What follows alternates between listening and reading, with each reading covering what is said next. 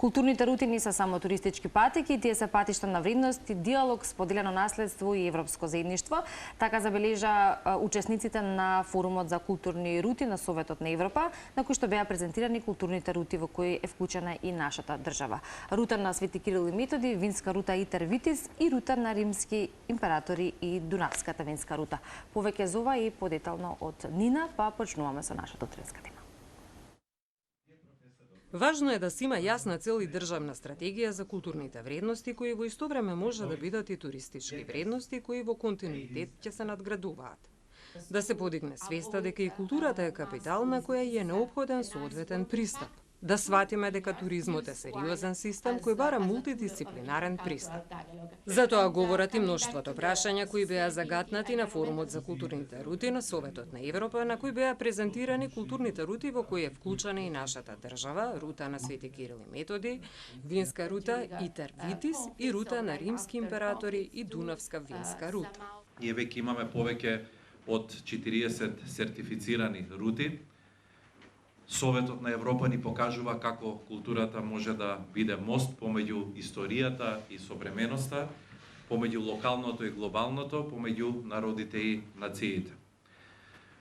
Овие рути не само што ги облагородуваат туристичките понуди, туку го поттикнуваат и одржливиот развој, го заекнуваат локалниот идентитет и го ангажираат секој поединец да биде активен учесник во културниот процес. Важно е да се исцрта оваа мапа и физички и дигитално, смета Јакимовска Тошиќ.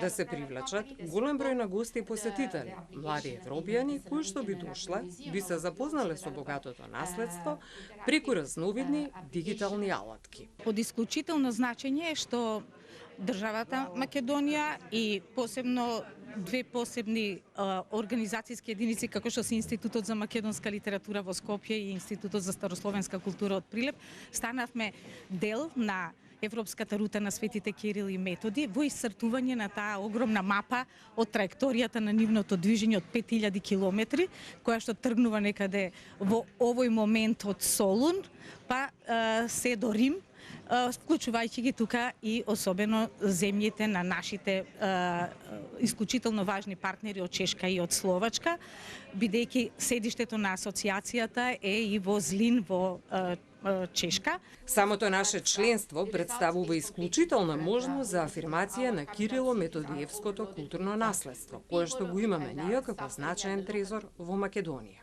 Особено Охридско-Преспанскиот регион, меѓутоа се разбира тука спаѓа и територијата на градот Скопје и на пошироката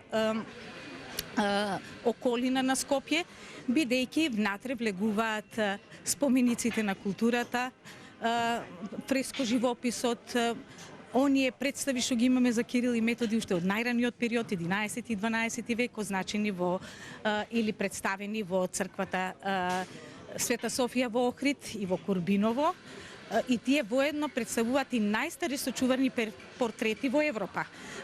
Така што Македонија како држава има навистина што да понуди во насока на афирмација на Кирило-Методиевското наследство. За Емануела Панке, председател на Итер Витис, раскошните пејзажи ширум Европа нудат мноштво можности и секој регион има своји специфики и своја приказна која вреди да биде раскажана на еден креативен начин. Затоа говорат и новите перспективи на винскиот туризам.